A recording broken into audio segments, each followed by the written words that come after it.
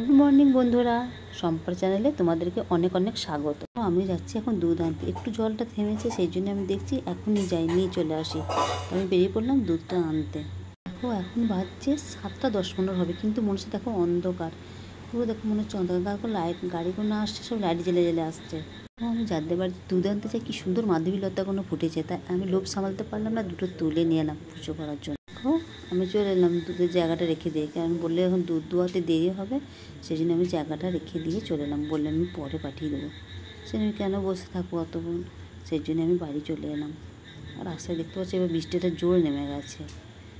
তো আমি চলে এসেছি, দুদিনে এসে আমার চান হয়ে গেল। চান করে আমি একটু হরলিক্স খেয়ে গরুর জবটা করি, তারপর হরলিক্স খাই, তারপরে পুজো করে নিলাম। পুজো হয়ে গেল। এবার চলো তোমার দাদাভাইকে তো আমাকে খেতে দিতে হবে। ভাইকে খেতে দিয়ে দিলাম ফুলকপি আলুর ঝোল, কুমড়ো ভাজা, স্যালাড, আলু ভাত আর চাটনি।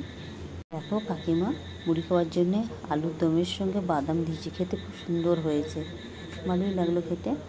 আর এদিকে এখন রান্না হয়নি, এখনও মাছটা হবে। দেখো আমি এখানে দুধটা বসিয়ে দিয়েছি, আর কটা চপ করছি। ছেলে আলুর দম দিয়ে মুড়ি খাবে না, আর মুড়ি তো খাই না, সেই চপ বানিয়ে দিচ্ছি ওকে। আমার ছেলের জন্য বললাম না চপ বানাচ্ছি, ও তো আলুর দম খাবে না, মুড়ি তো খেতেই চায় না।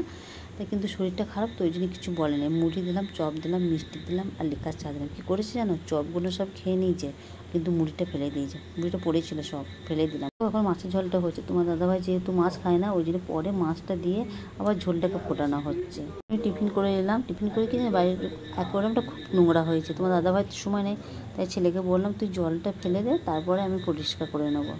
দেখো অ্যাকোয়ারিয়ামটাকে নিয়ে এসে সমস্ত পাথর বের করে, এই দেখো আমি আর আমাদের বাড়িতে যে থাকে দুজন মিলে পরিষ্কার করছি বাথরুমে। না পরিষ্কার করলে না খুব আমার ভালো লাগছিলো না, আমি পরিষ্কার করে না। ওকে বললাম তুমি থাকো, আজকে দুজন মিলে পরিষ্কার। দেখো অ্যাকোয়ারিয়ামটা পরিষ্কার করে আবার নিয়ে এলাম, নিয়ে এসে এই যে পাথরগুলো আস্তে আস্তে রাখতে হবে, নাহলে আবার ভেঙে যাবে, তাই পাথরগুলো রাখছি। পাথরগুলো পরিষ্কার করা হয়েছে, পাথরগুলো রাখছি। রেখে দেখো ওদের আমার যে থাকে আমাদের বাড়িতে, ও দুজন মিলে আমরা পাথরগুলো রাখছি। আর দেখো পাইপে করে জলটা দিয়ে দিলাম। বালতি করে তো জল তো আমি বইতে পারবো না, সেই জন্য আমার রান্নাঘর থেকে পাইপ সেট করে পাইপ দিয়ে জলটা দিয়ে দিলাম। অ্যাকোয়ারিয়ামটা করে 10 বালতির মতো জল লাগে, জানো। ওই 10 বালতি জল কি আমার পক্ষে নিয়ে আসা সম্ভব? সেই জন্য আমি পাইপে করেই, তোমার দাদাভাই পছন্দ করে না পাইপে করে জল দেয়, কিন্তু কী করবো, পাইপে করে দিতে হলো। গুড আফটারনুন বন্ধুরা, দেখো চলে এলাম চাউমিন করতে। ছেলে বললো মা চাউমিন খাবো, তো চাউমিন বললাম খেতে পারবি তো, বললে হ্যাঁ খাবো, পেট ভালো আছে। এখানে তো চাউমিনটা দেখো আমি সিদ্ধ করতে দিয়ে দিলাম। আর দেখো চাউমিনে আমি এই মশলাগুলো দিই, এই মশলাগুলো খুব ভালো, চাউমিন দিলে খুব সুন্দর টেস্ট হয়, তোমরাও দেবে, কিন্তু খুব ভালো। আর দুটো ডিম নিলাম। আর দেখো পেঁয়াজ আর গাজর কাঁচা লঙ্কা কেটে রেখে দিয়েছি। তারপর দেখো চাউমিনটাও আমি ঝরতে দিচ্ছি, কড়াইয়ে তেল দিয়ে দিলাম। কড়াইয়ে তেল দিয়ে আমি গাজর পেঁয়াজটা লঙ্কাটা নুন দিয়ে হলুদ দিয়ে ভাজতে দিলাম। তারপরে একটু ভাজা ভাজা করা হলো, ভালো করে একটু ভাজতে হবে। ভাজার পর আমি দুটো ডিম দিয়ে দিলাম। দুটো ডিম দিয়ে এদিকে ভালো করে নাড়তে চাড়তে হবে, ভালো করে নেড়ে পুরো লাল করে দিতে হবে, নাড়লে আঁশটানি গন্ধ উঠবে। দেখো ভালো মতো আমার ভাজা হয়ে গেছে, আর একটু লাল করব। তারপরে ভালো করে ভাজার পরে তারপরে আমি এখন একটু ভাজলাম। তারপরে দেখো আমি চাউমিনটা আর একটু পর দিয়ে দেবো। ভাজা হয়ে গেছে, এবার চলো ভালো করে ভেজে নিলাম, দেখছো ভাজা হয়ে গেছে। এবার আমি চাউমিনটা দিয়ে দেবো ওর মধ্যে। দেখো চাউমিনটার মধ্যে দিয়ে দিলাম। চাউমিনটা একটু জল দিয়ে ধুয়েছি, তারপরে চাপ বেঁধে গেছে। দেখো সব মশলাগুলো দিয়ে দিলাম। দেখো সব মশলাগুলো দিয়ে দিলাম, মশলাগুলো দিয়ে নাড়াচাড়া করলাম। এই মশলাটা খুব ভালো, জানো তো, চাউমিনে দিলে খুব সুন্দর টেস্ট হয়। মশলাটা ছিল আগের দিনকে, সমস্ত মশলাটাই আমি দিলাম, ম্যাগি মশলা, চাউমিন মশলাটা, এই দেখো এই মশলাটা দেবে, দেখবো চাউমিনের টেস্টটাই পাল্টে যাবে। দেখো আমার চাউমিনটা হয়ে গেল রেডি, এই দেখো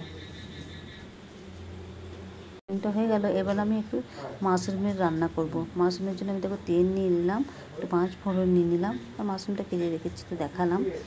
দেখো এতে মশলা দিয়েছি আদা রসুন পেঁয়াজ টমেটো, মশলাটা দিয়ে দিলাম। মশলাটা দিয়ে ভালো করে মশলাটাকে নাড়তে হবে। এর মধ্যে আমি সমস্ত সব মশলাগুলো দিয়ে দিলাম, আর একটু দেখো টমেটো সস দিলাম, একটু নুনও দিয়ে দিলাম।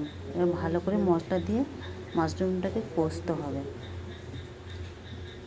মশলা একটু ভাজতে হবে, ভালো করে ভেজে নেবে। তারপরে এই বটম মাশরুমগুলো দেবে। বটম মাশরুম কিন্তু ভাজবে না, কাকিমা করতে পারে না বলে আমি ওই জন্যই বললাম কাকিমা আমি বটম মাশরুমটা আমি রান্না করব। তারপর মাশরুমগুলো দিয়ে দিলাম, মাশরুমগুলো দিয়ে ভালো করে বসতে দিলাম। এবার মাশরুমের যে জলটা বেরোবে সেইটাই টেস্ট হবে।